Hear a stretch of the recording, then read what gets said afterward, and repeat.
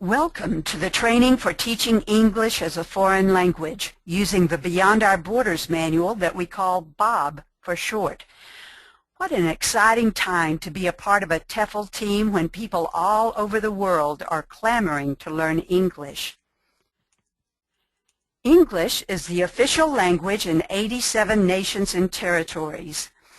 While it has long been the language of the international marketplace, English is rapidly becoming the language of diplomacy as well.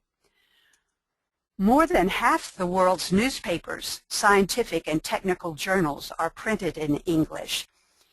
It is the language of 3/5 of the world's radio stations and 3/4 of the world's mail.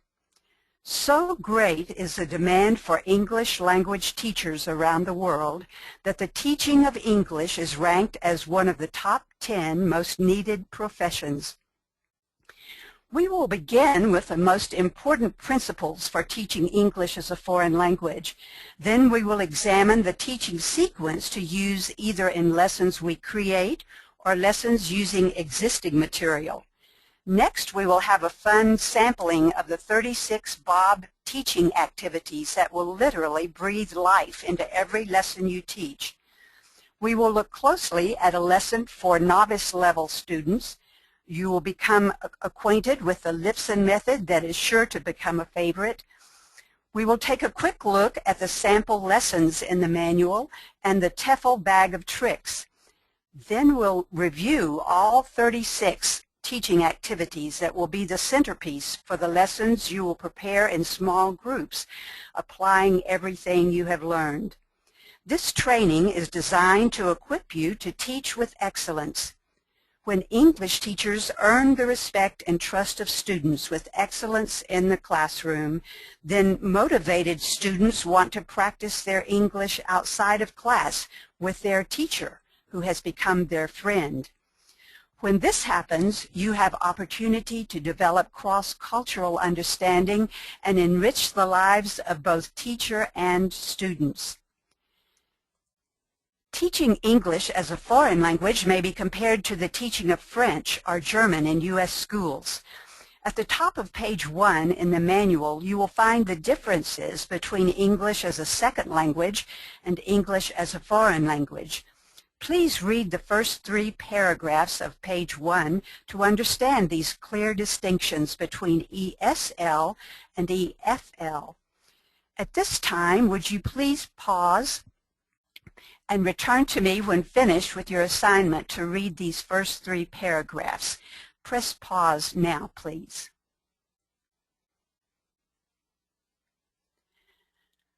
From this point on, rather than taking time with verbal instructions to have you press pause and return to me when finished, let's agree that your signal to do this will be simply the ringing of this bell.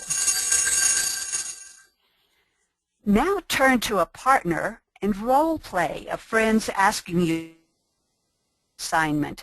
Here's how this will work. One of you will ask, what is the difference between ESL and EFL?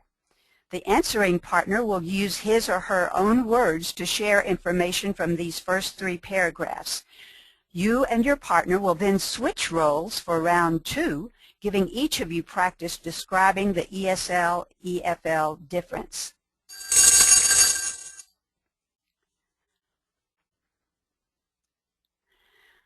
Please turn now to page 10 and place a mark beside role play to help you remember doing this activity.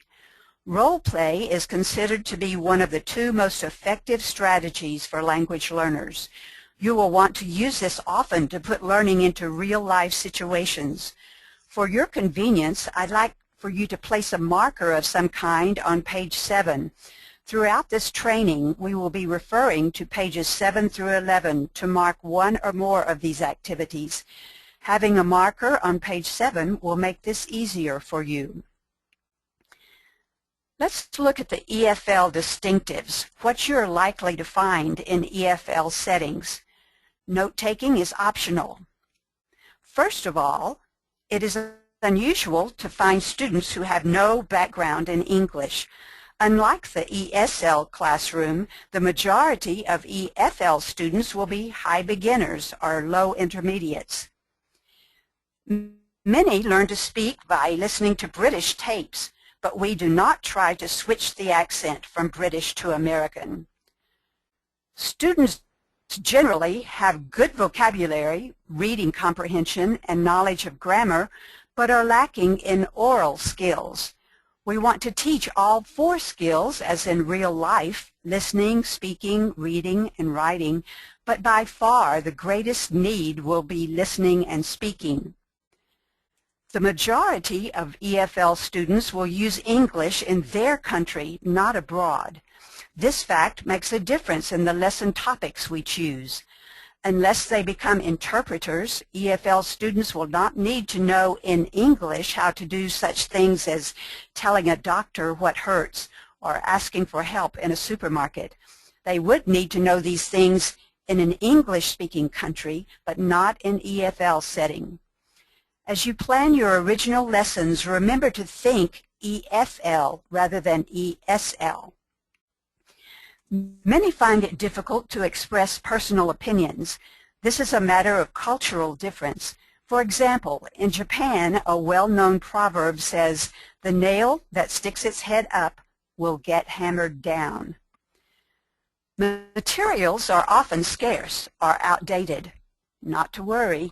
At the conclusion of this training, you will know how to enhance any existing material or write your own lessons. There is little cultural knowledge accompanying the study of English. In every lesson, we want to build in some point of cross-cultural discussion. Students will be curious to learn about American customs and traditions, but we want to reciprocate by letting students teach us about their culture. Students are accustomed to having homework. Feel free to assign it, but make it purposeful, not just busy work. EFL students are interested in combining the study of English with the study of values, especially those that contribute to success in the West. While they resent what they perceive to be arrogance and the bullying power of the West, EFL students are nonetheless curious and interested in what makes us successful. Social issues are always of interest. EFL students are keenly interested in discussion of contrast. For example, students in Singapore are interested to find out about the homeless in America. In their country, there are no homeless or jobless citizens. They are also interested in our court system. Judges in Singapore hear cases 24/7 to avoid a backlog in their courts. In China, mental health issues receive little attention, but physical fitness is high on the list of priorities. The treadmills and other free workout equipment in public parks are in constant use. Students do not know many idioms, expressions such as, "It's raining cats and dogs," "She'll talk your arm off," or "You're pulling my leg." These expressions cannot be translated literally and must be taught as a whole. Students may know the meaning of individual words but need help knowing these words in combination. Phrasal verbs or two-word verbs are also considered idiomatic. They cannot be translated literally and must be learned as a whole. Our language is filled with these. For example, call off, pick up, look over, pass out, put down. Since students have great interest in learning American idioms, you might consider including at least one idiom related to your lesson topic in every lesson you teach. Most have had teachers who were not native speakers of English. This fact alone gives you tremendous advantage and entree into the lives of your students who are eager to spend time with you. Look for reasons to spend this time after class, thereby giving students further opportunity to use their English. Ask them to show you where to shop for souvenirs, where to buy stamps, or where to find the nearest McDonald's. Let them know that you're available after hours to answer their questions or talk about any topic of interest.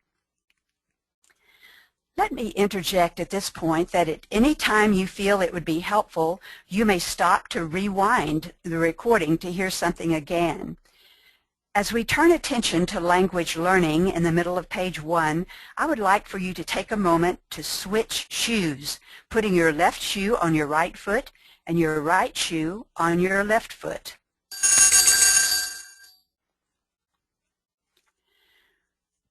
Please stand for this next activity. You will need a pen and a copy of Handout 1, the Marlip.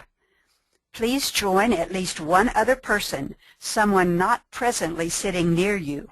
After you find a partner or create a small group of 3, please be seated wherever you choose and share a single copy of this handout, and this means putting the other copies out of sight.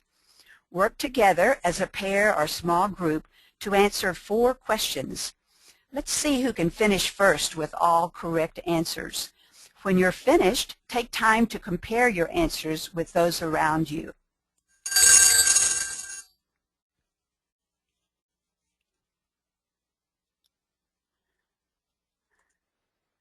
Let's see if our answers agree. Number 1, some huev. Number 2, why did Vump horp huev in my frinkle kump? Number 3, yes. Number 4, motherly. How did this decoding make you feel? Perhaps it will help you remember how it feels and understand what it's like to be in your students' shoes as they encounter a strange new language. Here's a tip for you. For an activity such as this, if each person works from his or her own copy, you can expect a quiet room. Everyone will work alone. But if each pair or small group works from a single copy, you can ensure collaboration, for everyone will need to work together. Always make each activity as interactive as possible. For further understanding of your students, let's take a quick look at some of the important factors in language learning, beginning with the way children acquire their native language. Note-taking is optional. One of the fascinating facts is that the Creator pre-wires babies with the capacity to produce the 500 or so speech sounds heard in all languages. Here are the 3 stages of language acquisition that all babies have in common. First, there is the silent period, a time for infants to listen to and get used to the sounds they hear. Then comes the sounds, or babbling, a time for babies to mimic and practice the sounds and intonation they hear. A fascinating fact is that when they are about 10 months old, babies begin to leave off the sounds not heard in their environment. Finally, there is speech emerging gradually, going from single words to complex sentences. Because everyone also goes through these same stages in learning additional languages, we are wise to do the following for EFL students.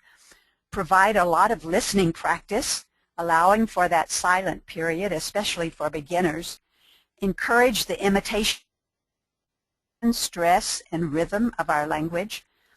And just as we do with our little ones whose speech is emerging gradually, we want to make learning meaningful and fun and encourage students with generous praise and affirmation. Another important factor in language learning is learning styles, or learning style preference. Research tells us that students learn best in their preferred learning style. See if you recognize your own preference among the following. I have to see it. I have to hear it. I have to do it. I have to move around to do it. I have to touch it. I have to write it or read it. By choosing activities that appeal to a variety of learning styles, sooner or later everyone gets to learn the way he or she prefers. To require students to learn the way we want to teach rather than the way they are most comfortable learning is like requiring students to wear shoes on the wrong feet. Time now for a shoe switch back. Let me say here that while your attention is being directed to handouts, to specific pages in the manual, or to participation in certain activities, you will have a blank screen before you in order to avoid the distractions of your having to focus on both screen and printed material or screen and activity. Please look now at handout number 2, Adult-Child Differences, to see the way children acquire their first language and adults learn additional languages. This will help you understand the differences and similarities in the way students, the adults and children, learn language. It is important to teach adults as adults and children as children. Another way to help us understand language learning is to consider left-right brain dominance on handout 3. For instance, left brain thinkers want something to be perfect every time they say it. They need right brain activities to help them be less inhibited and to become risk takers, those who are unafraid to open their mouths and let the unedited words tumble out. We want to encourage risk-taking that we see in the most successful language learners. The list at the bottom is an important one, the activities that appeal to both the left and right side of the brain. Thinking about your own left or right brain tendencies will help you understand how your students feel. Motivation is yet another key to why some students do well and others do not. If students see no personal or immediate usefulness, they are not likely to make much progress. This fact should guide our choices about what we teach. Why do you suppose EFL students are motivated to learn English? Take a few moments to share your ideas about this with each other now.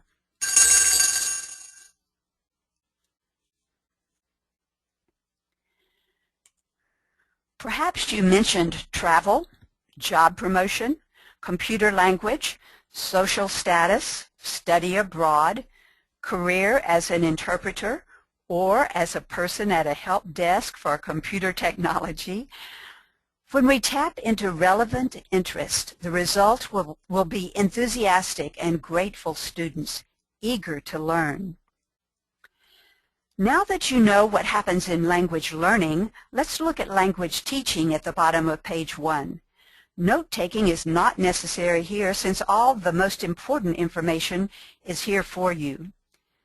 Since the early 1980s, the communicative approach has been recognized as the most successful way to teach language. With this approach, teachers choose from a variety of methods to help students use the new language in real-life situations. Communicative activities do not use canned or contrived language. They are always spontaneous and unpredictable. The old audiolingual method called for a teacher at the front of the room interacting with the whole class. In stark contrast, today's communicative classroom is student-centered, with interaction in pairs and small groups. Please underline all these important italicized words at the bottom of page 1. Real-life situations to express their own ideas, attitudes, feelings, and opinions. An element of spontaneity and unpredictability or choice. And the teacher serving as facilitator or coach, not a sage on the stage, but a guide on the side. In addition to the underlining, please circle the words spontaneity and unpredictability as a reminder of the special importance of these two characteristics of communicative activity. Let's look at pages 2 and 3, the characteristics of communicative language teaching, or CLT for short. The first CLT characteristic is low anxiety environment. To set the stage for success in the classroom, the first thing we must do is create a comfortable atmosphere and a sense of community where students feel safe and are willing to take risks. You will find all 7 suggestions useful, but please put a star by number 6. If your students can learn a whole new language, the least we can do is learn to say their names, and if the name is Subalakshmi, We don't, for convenience, call her Sue. Make students feel special by learning to say their names correctly. You may find it helpful to write out a name phonetically or how it sounds to your ear. Let's take a close look at number 7 that tells us when and how to correct errors. Because it is too overwhelming for students to think that their teacher is going to correct every error that comes out of their mouths, here are the guidelines for error correction. Let's read these together. Correcting only global errors, those that actually hinder communication. Limiting correction to the new words or the grammar point being taught in a given lesson. Avoiding correction in social situations, and responding with an expanded answer that places a slight emphasis on the needed correction. Let me illustrate this last point with a true story from a friend who was a university English professor. She told me of an experience she had one day with her 3-year-old son. Timmy came running into the house, bringing her a flower he had picked in the yard. Happily, he announced, "Mommy, Mommy, I bring you a flower." Smiling patiently and praising his efforts, she said, "Oh, thank you, Timmy. You brought Mommy a flower." Loving the smile on his mother's face, he ran to pick another flower, used his same words, received the same response. Encouraged by his mother's affirmation, he brought her a third flower, but this time the proud as punch little boy, dignity intact, exclaimed, "Mommy, Mommy, I brought you a flower." Timmy's mother wisely did what we want to do with our students. Rather than pointing out the error, she modeled the correct form in a non-intimidating way and placed a slight emphasis on the part that needed correction. You might want to encourage your students by saying, "In our class, there are no mistakes, only practice." No mistakes, only practice. The second CLT characteristic is right input. It is not enough simply to have students repeat vocabulary words. To help students remember what they learn, we must use right input to make the new language understandable. We also want to provide a variety of meaningful ways for students to practice using the new language. All these input guidelines are important, but allow me to highlight a few. Number 2 stresses the importance of making lesson content relevant to students' real-life needs and interests. You will find help with this on page 4, where you find a handy resource of culturally appropriate lesson topics.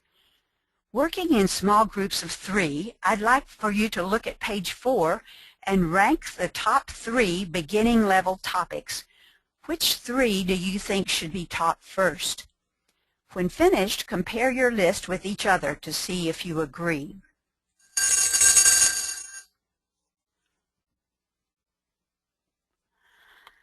Let's continue by turning to page 10 to mark ranking at the top of the page to help you recall doing this activity. Number 5 points out an important concept. Language must be learned in meaningful chunks, not words in isolation.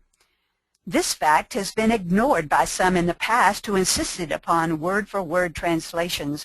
For example, in the 1920s, when Coca-Cola first appeared in China, its name was given syllable-by-syllable translation that resulted in "bite the wax tadpole." As you might guess, Coca-Cola got off to a slow start in China. Sales dramatically increased, however, when the translation was changed to express the big idea of happiness in the mouth. Pepsi in Taiwan had a similar slow start when "Come alive, you're in the Pepsi generation" was translated, "Pepsi will bring your ancestors back from the dead." The risk takers are those who think in chunks of language, not words in isolation. Then let's look at number 6. You will likely have someone ask you, "How many languages do you speak?" or "How can you teach if you don't speak the language of your students?" Here it is in a nutshell: how to make new language understandable without speaking the language of your students. Everything you need is here in number 6. Number 1, authentic materials, real objects and pictures. We want students to understand what it is we are asking them to repeat. Number 2, simplified language. With beginning students, it is important to leave out all the fluff and include only the essentials. Number 3, demonstrations and multiple examples rather than explanations or definitions. This is very important when introducing new vocabulary. Number 4, nonverbal communication, gestures, facial expressions, pantomime. Let's look at number 7. Contextualized instruction is another important idea in TEFL instruction, hooking the new learning on something that is known or familiar to your students. It is for this reason that a warm-up or introductory activity is essential. Let me help you remember this concept with another true story, this one about a little girl who tried her best to contextualize. A British family were weekend guests in an American home. At the time for farewells, the 4-year-old British lassie enthusiastically waved goodbye, saying, "Cheerio, cheerio." The 4-year-old counterpart in the American host family hooked this to something known and familiar to her. She responded with her personal favorite, "Rice Krispies, Rice Krispies." Let's put this to a test. I'd like for you please to stand and join 2 others for small groups of 3, preferably 2 people you have not worked with so far. 1 person in each group is to be the scribe and will need pen and paper to record the group's responses.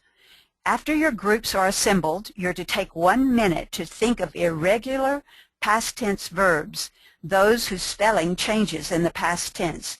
For example, go, went, swim, swam, catch, caught. Actually set a timer for 60 seconds and see which group can have the longest list.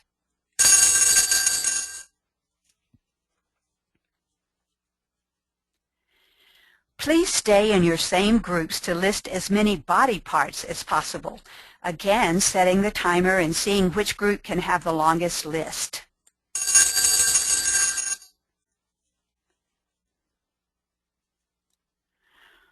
Why do you suppose the second list was easier to make?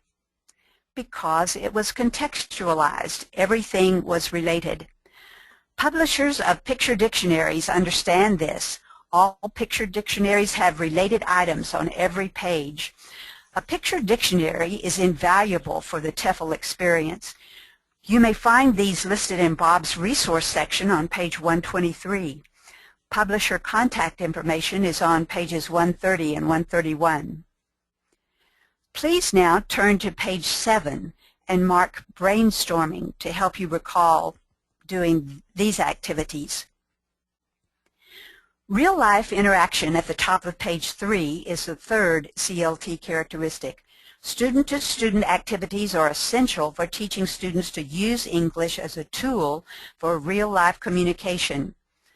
All of these are important for you to incorporate in your teaching, but I would like to point out 2 in particular. Beside number 4, right in the margin, see page 72, number 13. Page 72, number 13. Don't take time to look at this now, but know that there is a great suggestion waiting for you that will encourage the use of English only in your classroom. Number 7 on this page supports the functional approach, teaching students to do something in English they couldn't do before. At the top of page 5, please write this important question to ask yourself after every lesson you teach. What can my students now do in English that they could not do when they walked in the door?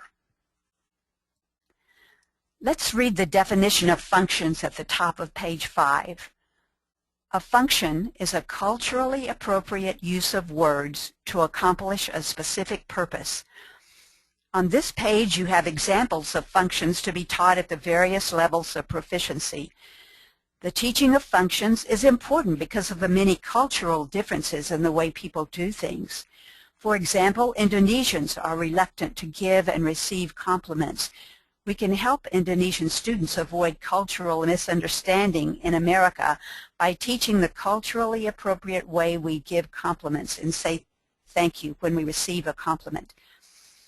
East Indians avoid expression of gratitude, believing that more karma is gained by not being thanked for a kindness. Hindus believe they do each other a favor by not expressing appreciation. To the contrary, we do these students a favor by teaching them our culturally appropriate expressions of gratitude. Teaching functions is a great way to engage in cross-cultural exchange. Let's have some fun to help you remember functions. I'd like for you please to look at this slide showing 5 functions, and I ask that 5 volunteers choose one of these without telling anyone of your choice, then demonstrate the function you have chosen. Let the others in the group name the function being demonstrated. For example, if I say, "I am so sorry to keep you waiting. I didn't hear my alarm clock go off," you would look at the list and say the name of this function to be apologizing. Have fun with this.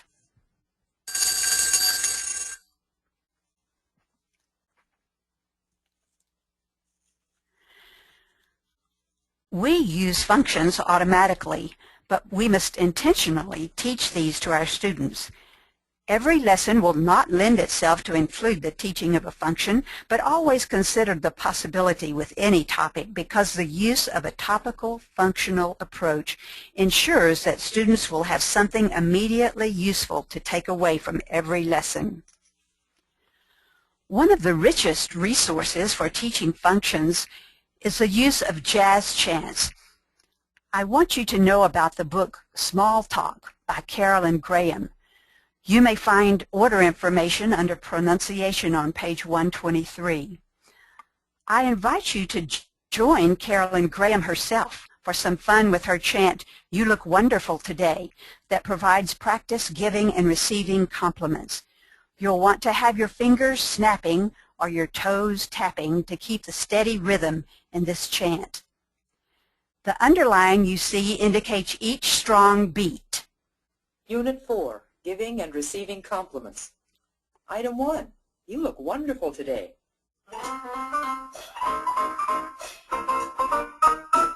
You look wonderful today. So do you. You look wonderful today. So do you.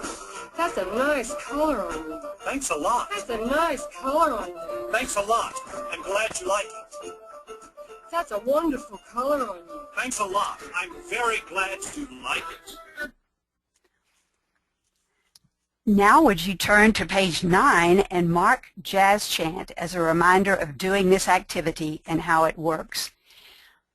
If you have no book of chants, you may simply write your own chant for some jazzy fun with any lesson topic. Let's continue now by taking time to check your understanding of communicative language teaching.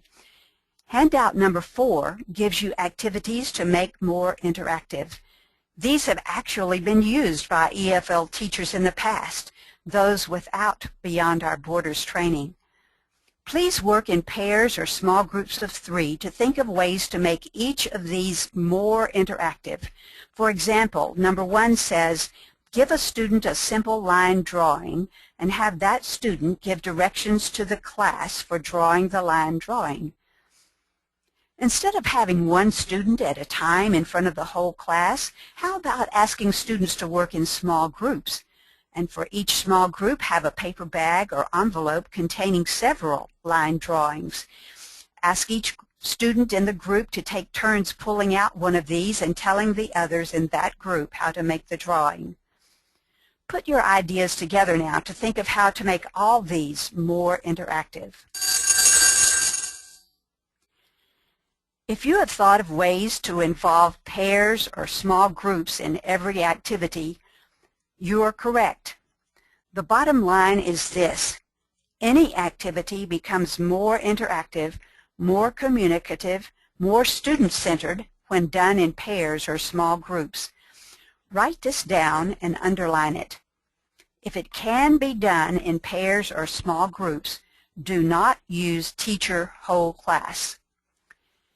The old jug and mug theory supported the notion that the teacher was the jug of all knowledge, while students were the mugs waiting to be filled. But there is a better way that makes language learning and teaching fun and exciting with guaranteed good results. When a communicative language teacher provides a comfortable and relaxed learning atmosphere with right input and real-life interaction, students soak up the new learning like a sponge and are able to use what they learn for real-life communication. All we have talked about thus far has laid foundation for what comes next as we consider how to plan lessons that are fun and effective. It has been said that if we give a man a fish, he eats for a day. If we teach a man to fish, he eats for a lifetime. Rather than direct you to a particular set of materials, this training will help you learn to write your own lessons anywhere, anytime, and for any situation in which you find yourself. But in the process of learning how to write original lessons, you will also learn to adapt and enrich any existing material for your own purposes. There are important reasons for this approach. There is always a possibility that luggage and lesson plans end up where you are not. There may be breaking world news or some human interest story to capture the attention of your students on the spot. By knowing how to write an original lesson, you'll be able to rise to the occasion in either case. You may find that your teaching assignment changes upon arrival in your host country. Knowing how to write original lessons will give you flexibility and confidence that you need. And originality is cheaper. Rather than having to invest in textbooks that are expensive to buy and costly to transport, all you will need are a pencil and paper, your imagination, and the resources in your Bob manual. The single most important takeaway from this training is the teaching sequence on page 6. Would you turn there, please, at this time? Let me introduce you to its 5 parts now. First of all, there is warm-up, a total of 5 to 10 minutes of class time to introduce the lesson topic in a clever, interesting, attention-getting way. For example, with recreation as a topic, you might walk into the room carrying a baseball bat, a tennis racket, a soccer ball, and a basketball that you dribble with your free hand. The day you teach articles of clothing, you might walk in wearing layers of clothing and saying, for example, "I don't know what to wear today. A blue coat, a yellow sweater? No, I think I'll wear a green striped shirt instead." As these words are said, you take them off, toss them into the air, and after taking off all the layers, you pick up what you have tossed and introduce each item that goes on the vocabulary list for the day's lesson. If you're teaching ailments and remedies, you might enter your classroom limping with an ace bandage around your ankle, a crutch under one arm, the other arm in a sling, all the while coughing and sneezing. With the warm-up, you also want to relate the lesson topic to what the students already know in order to create interest and excitement about the new learning. No actual teaching takes place here, only introduction of the topic. Notice the list of activities appropriate for warm-up. In all 5 parts of the teaching sequence, there's no wondering about what to do. You simply choose from the activities listed for each part. From the warm-up, we want to flow smoothly to the presentation of new language, a total of about 10 minutes here. To present the new language in a real-life situation and make it understandable by using props, costumes, body language, pantomime, and authentic materials. At this time, we also think of any phrases we use when talking about a particular topic and introduce these functional phrases with a self-made tape or live dialogue between you and a teaching partner or you and one of your best students. Because the way the brain stores language is related to meaning, we do not want to ask students to repeat words they do not first understand. we create meaning as each vocabulary item is presented. Another important principle is that we do not teach about language, but teach how to use language. Instead of definitions and explanations, we use demonstrations and multiple examples. To get across the meaning of emotions, for example, rather than defining the word, use body language to demonstrate emotions such as surprise, sadness, happiness, fear. Instead of trying to explain the color red, provide several examples such as a red flower, a red ball, red apple, and a red hat. Note that pronunciation instruction takes place here in order to help students say the new words correctly throughout the lesson, beginning with the first time students repeat them. Glance at the activities specified for presentation.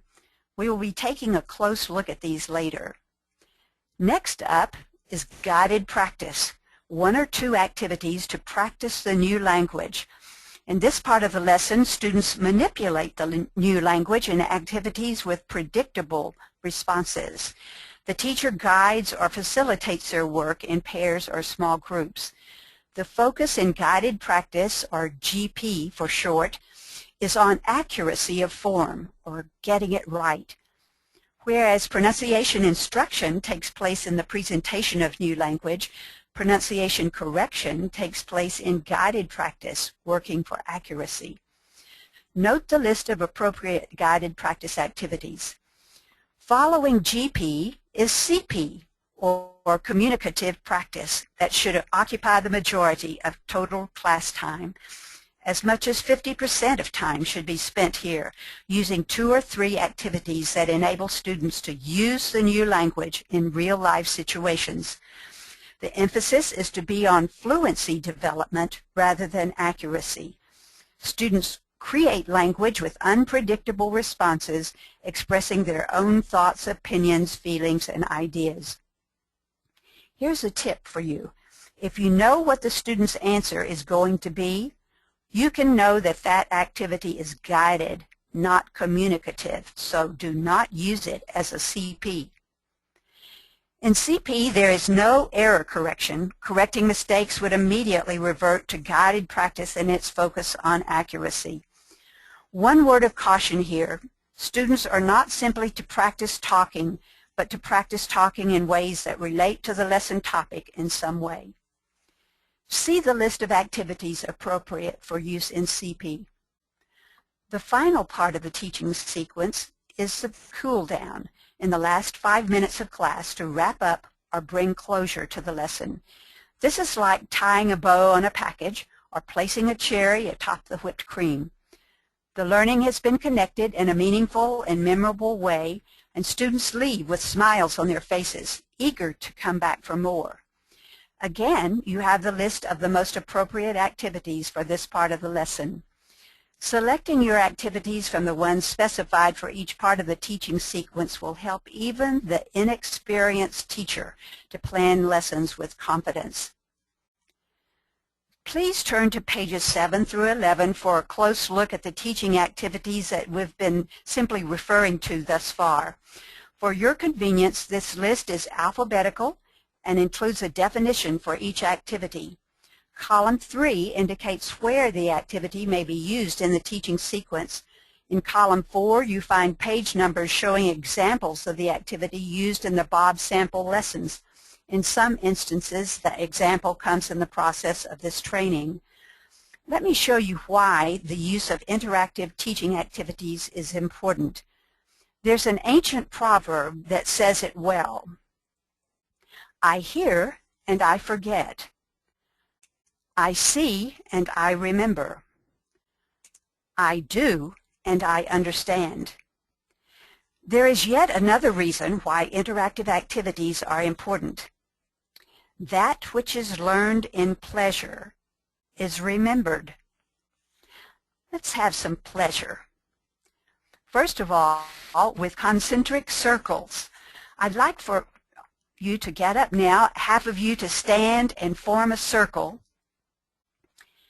The other half form a circle outside the first circle. And when both circles are in place, the inner circle is to turn to face the person who will be their first partner in the outer circle. For this activity, partners tell each other their pet peeve. When both partners have had time to share pet peeves, a signal is given, using either a bell, a hand clap, or blinking of overhead lights to indicate time to change partners. The outer circle takes one step to the right, giving everyone a new partner. This process continues until circles are back to original partner positions. Do this now, please.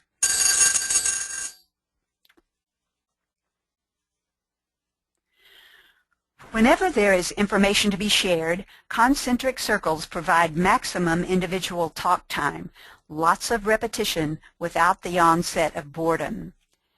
Next, I want you to know four-square share. In this activity, everyone stands again, but this time in groups of 4. Each group is to number off 1 through 4. This time, everyone is to share their favorite holiday with 3 different partner combinations, and here they are: 1 and 2, 3 and 4, then 1 and 3, 2 and 4, and finally 1 and 4, 2 and 3. Do this activity now, beginning round 1 with partners 1 and 2, 3 and 4.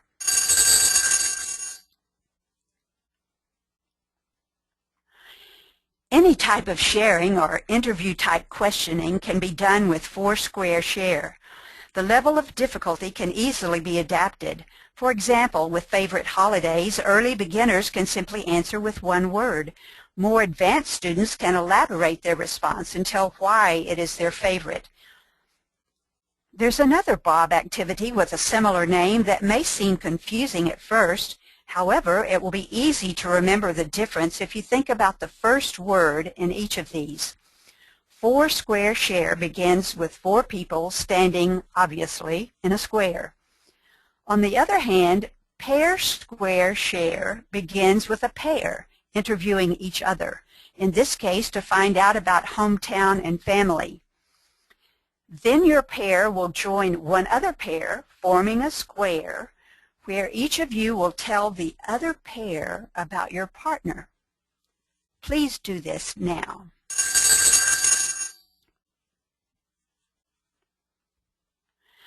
This activity provides both listening and speaking practice, for each person has to listen carefully to tell about his or her partner. You and your students will love these easy-to-adapt and easy-to-use activities. Next, I want you to know the jigsaw task that gets students up and moving quickly, having fun. Here's what you do. First of all, number off 1 through 6. Obviously, if there are fewer than 6, you simply adjust this number to fit your group. You'll want to look around at your group of 6. You'll return to this home group after moving around the room a bit. As you move about, you must take your manuals with you and go to separate corners of the room. 1s and 2s together, 3s and 4s, 5s and 6s. Again, you may need to adjust the numbers to fit the size of your group. If there's an odd number, ask a musical person, one who doesn't mind singing a solo, to volunteer to work without a partner. When you're in place in the far corners of the room, here's your assignment. Everyone is to agree on a topic from page 4 and think of a clever song related to that topic, a song that is likely unfamiliar to others in your large group. Practice singing your song with your group in the corner and be able to teach the song to your home group. After sufficient time for practice in the corners, you and your partner will return to your home group and teach your song to the others in your group of 6. But do not panic. Remember, unless you volunteered to sing solo, you'll be singing with one other person. Would you do this now, please?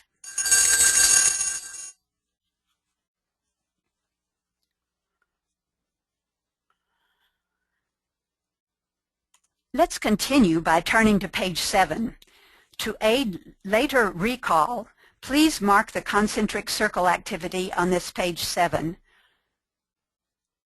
Then on page 8, mark Foursquare Share.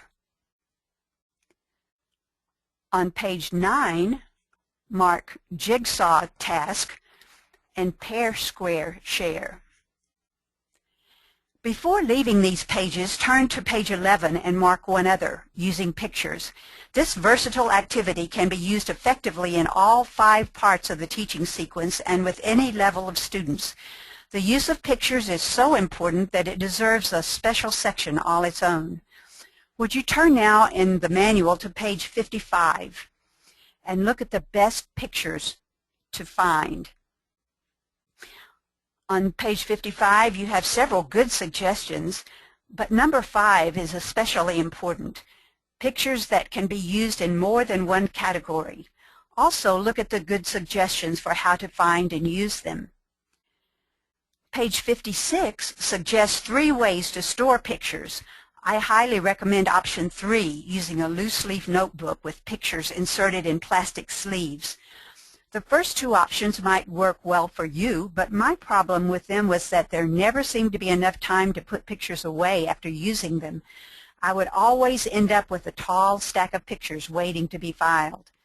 Thus it was that I came up with the third option you see here.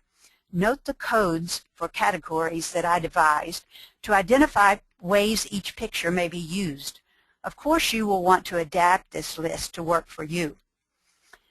I use a sheet of colored construction paper to make a backing for each picture to fit inside a plastic sleeve. On the back of each picture in the upper left corner I place a post-it on which I write all the categories for using that particular picture. For example, with a single picture of a family on a picnic, the post-it on the back side may indicate gender, age, time of day, leisure activities, seasons, weather, and foods. Here's how this works. If I, for example, am preparing a lesson on weather, I flip quickly through the pictures, looking not at the pictures themselves, but at the upper left corner of the backs of the pictures. I zero in on the post-its, searching for the W, my code for weather. Every time I see a W, I stop immediately and take that picture out of the notebook. I collect as many weather pictures as possible and divide them equally among the pairs or small groups in my class. When one round of an activity has been completed, I take the set of pictures from each pair or small group and rotate them to the next pair or small group.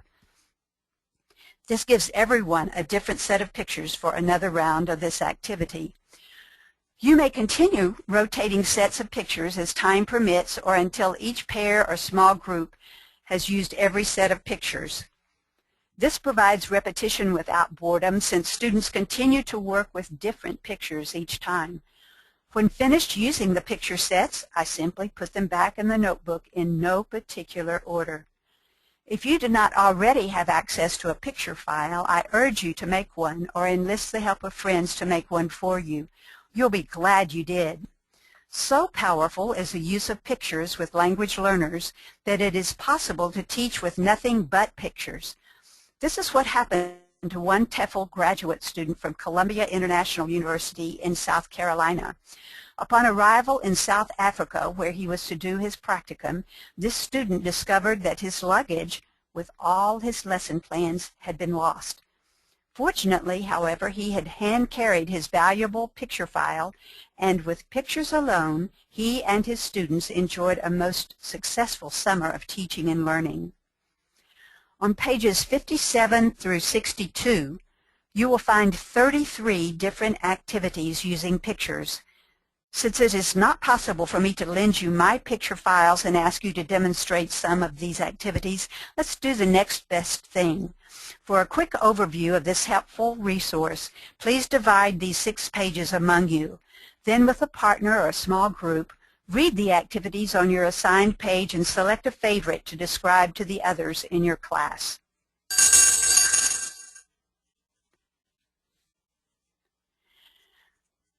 This concludes Session 1 of the Beyond Our Borders webinar training. Prior to Session 2, I ask that you please read about the Lipson method on pages 63 and 64. Then read the application of Lipson principles in the